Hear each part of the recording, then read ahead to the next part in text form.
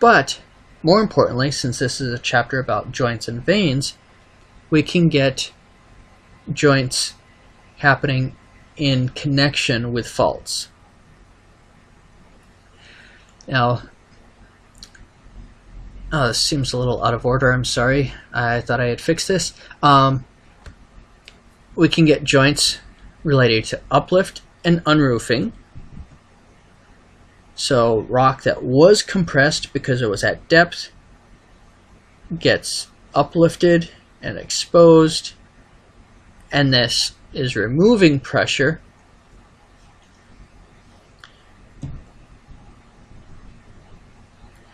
And we get unroofing. Also, this can happen if we've got cooling. Cooling causes tension within the rock as there's contraction. We get tensile stress, and we can get those sheeting joints, the exfoliation joints. We can get things like the columnar jointing.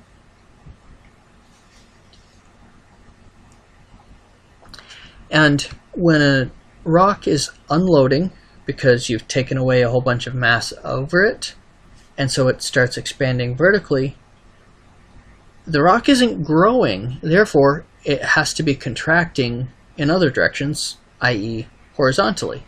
This is Poisson's ratio. The difference whether it's tension in one direction or compression in that direction, you get a relative change in the other direction to maintain your volume. You have the same amount of rock before and after. The membrane effect is when a layer stretches and delaminates. Now, if the stress regime changes, once upon a time there were more things above it, or now you have stress from the sides that's exceeding the vertical due to tectonic activity. In either case, the vertical direction changes from being sigma 1 to now being sigma 3. It's now the lowest stress. Therefore, you get cracks going horizontally as it expands upwards. This is sheet jointing.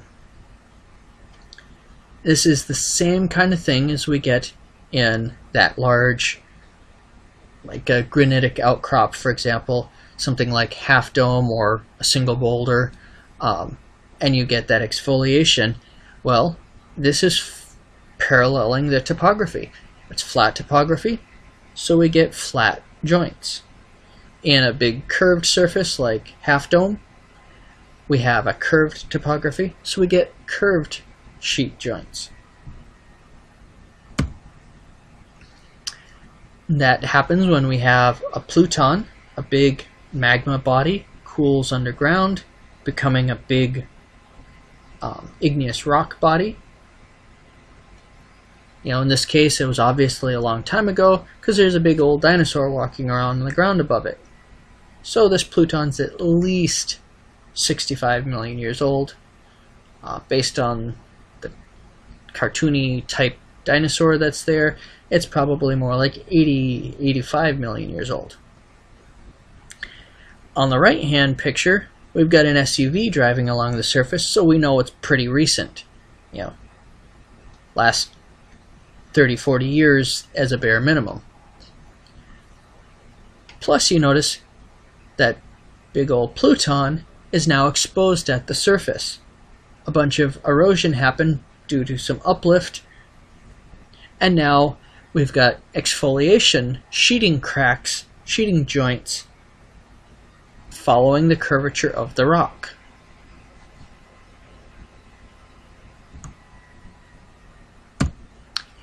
So now getting back to the joints related to faulting. Regional joints can develop in the country rock due to the stress field that was responsible for the creation and movement of the fault.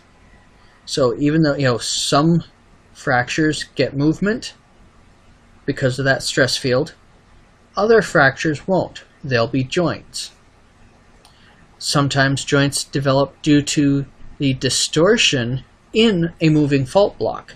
So as that block of rock moves, that movement is creating stress and distortion, which can crack that fault block. And so that's another way joints can form in relation to a fault. And lastly, the faults can form immediately adjacent to the fault in response to some tensile stresses that occur while the fault is moving. So let's see what that looks like. Up here at the top, A, as that fault block drops because of tension, where those two little arrows, like here's half of the tension and here's the other half of the tension, pulling that way, so we get a normal fault. The fault block slides down, and we get some tension cracks. These are joints. They don't go through, they don't cause any movement along them, but they're joints in that fault block. On the other hand, here we have a fault. This is clearly a reactivated fault. I say that because you look down here, the direction arrows for the fault compared to the offset in this gray layer. So once upon a time, the fault was moving in the opposite direction. The left-hand fault block was moving up to the right relative to this bottom fault block. Then at some later time, more recently, the fault direction reversed to give us the directions here, which is creating some tension cracks here along the fault. And then down here at the bottom, we've got the fault with the top block moving left, bottom block moving right, and we've got some tension cracks, some joints at the ends of the fault due to the tension, because although this bottom block is moving to the right, it's only doing that along the fault. As soon as we get past the end of the fault, that rock is stationary. That means this part over here, right below the fault, is pulling away from the rock, like right off my image here. And so we have tension cracks along the fault near the ends.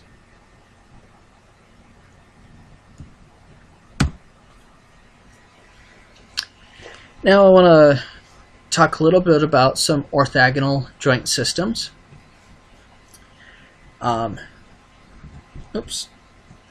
The image A here is what you might see if you have sedimentary beds forming. So you have some sheeting joints, these long through-going ones that are horizontal.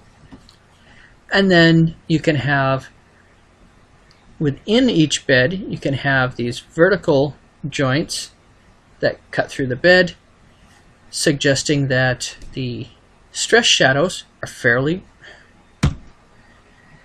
wide. So this is a material with a large Young's modulus, probably a sandstone. Since the joint spacing is wide relative to the thickness of the beds. And the vertical ones within any given bed don't line up with the joints in the bed above. They don't care about anything above or below the master joints that they're connecting. On the other... Sorry I keep jumping slides. I'm using a touchpad on my laptop, and whenever I try to move the mouse, it sometimes jumps slides. Sorry about that. In image B, we have, again, orthogonal joint systems. They are perpendicular to each other. but none of them are master joints. This tells us it's a very different kind of stress system. It is not a sheeting joint that goes all the way through with then connecting. This is due to different kind of stress fields and changing stress fields. This probably was in an igneous rock rather than in a sedimentary rock. And then conjugate joints. Here's an actual photographic image of an igneous outcrop with conjugate joint systems. And they're not orthogonal. A couple of them look like they might be at 90 degrees, but the overall average is that they're at angles to each other that are not 90. The only reason any of them look like 90 is because of the curvature. They're not straight line joints. But you can see, overall it's approximately the 60-120. And again, this is in an igneous rock body due to changing stress fields. Joint faces, where you have a bunch of rock with very, from a distance, smooth, flat surfaces. Clearly not an erosional surface. There's no way that running water or even wind got all those rocks nice and flat and smooth like that. That only happens if it was a large joint or joint system, and then over time the rock on the other side eroded and crumbled away, just leaving the joint face exposed. So now you've got this big flat cliff face, this big flat rock. And you can see that a whole bunch of them, even though they're offset from each other, the faces are parallel. So it was a part of a systematic joint set. And this is what's left.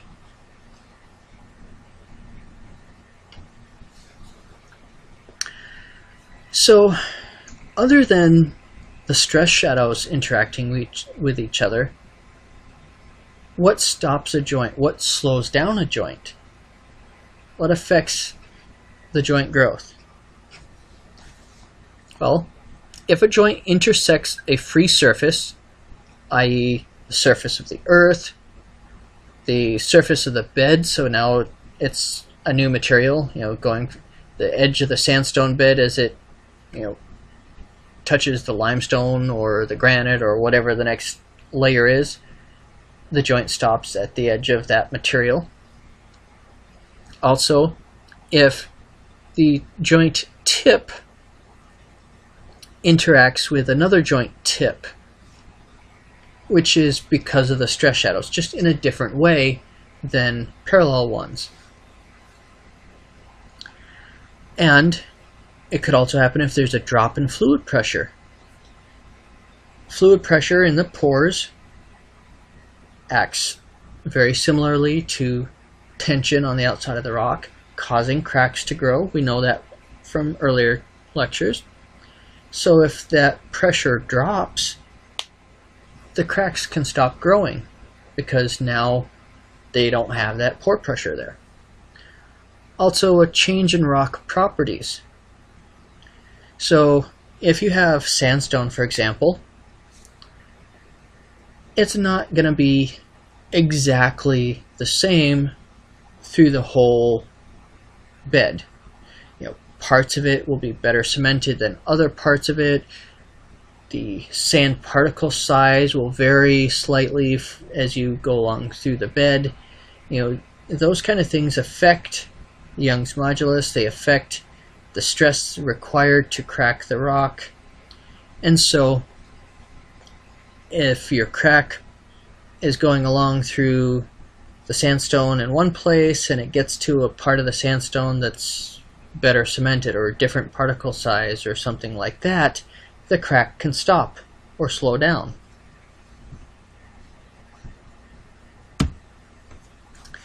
The tip interaction can happen kind of in two ways. They're growing towards each other, not in line with each other. The stress shadows you can see in the upper picture there, part A, are clearly going to touch each other if the cracks keep growing. The cracks, the joints, can then interact in two ways, either B or C. In B, as the shadows touch, the tips curve and intersect each other, and you get this little vaguely ellipsoid shape. Or in part C, the cracks simply stop. The tips do not curve up to and down to intersect. They just stop. They stay parallel, but they don't grow any further. The stress shadows are overlapping, so there's no stress around those two cracks.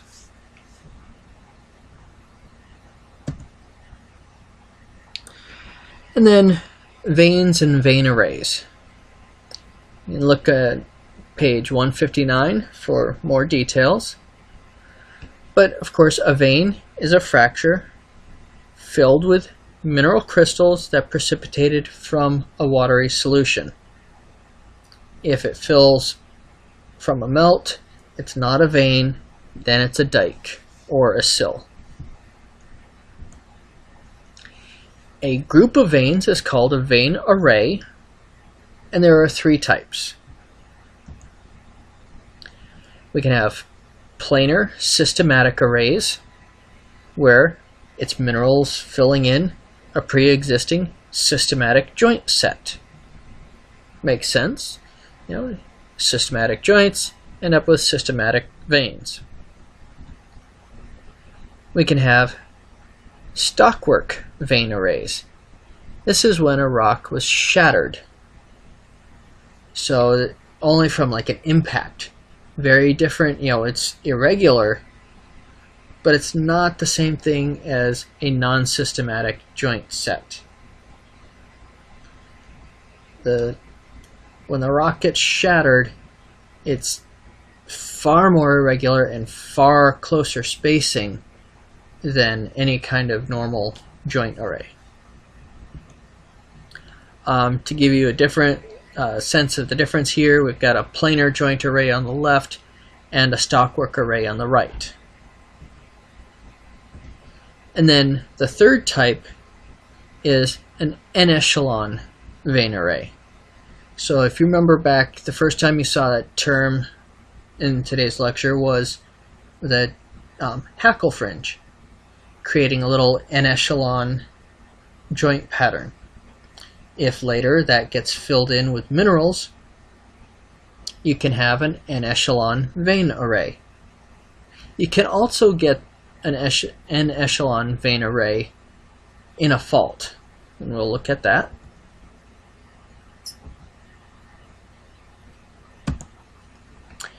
In a fault, these little white ellipses are veins, i.e. minerals filling in a crack. And although initial intuition may say, wait a second, those arrows are going the wrong way, those things are tipped, you know, kind of to the left, therefore, well, no. The arrows are correct here. We have sigma 1 being in the vertical direction. Displacement, the top block is moving down to the right, the bottom block is moving up to the left. In between, we've got some tensile cracks that form. In that zone of breaking and displacement, we have those tension cracks, the orientation in line with sigma 1, just like a tensile crack should be. And then it got filled in with a mineral. A sigmoidal N-echelon array is when then those get distorted by movement, so the fault is moving and they get plastically distorted, and then you may or may not have new fractures, new cracks form, which then get a new mineral growth in those if you have enough time in the water flow depositing minerals. So then we have, even if it's the exact same mineral, if you're looking at it under a microscope or just a hand lens, you can see the distortion in different orientations. And so the white area is a distorted mineral vein. Used to be part B, but then got distorted to look like in C. And then the new darker veins in the middle of each of those curved veins hasn't been distorted. So that was deposited after the movement on the fault. This tells you relative ages. It's possible to have even more. So say it moved some more, new fractures formed, and a third deposit happened. That could tell you about how many periods of movement the fault has had by how many different series of these you can see.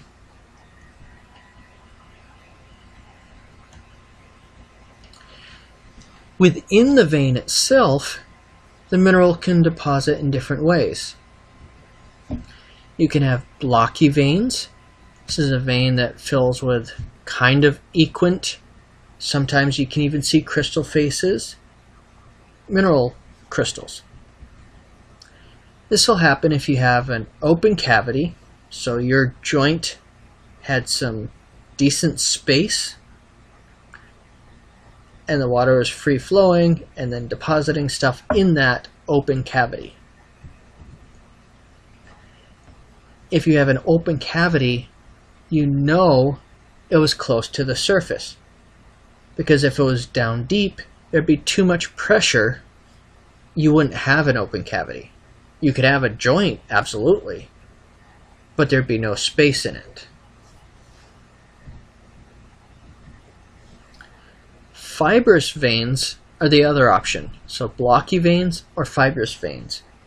Fibrous veins have crystals that are long relative to their width, i.e. fibrous.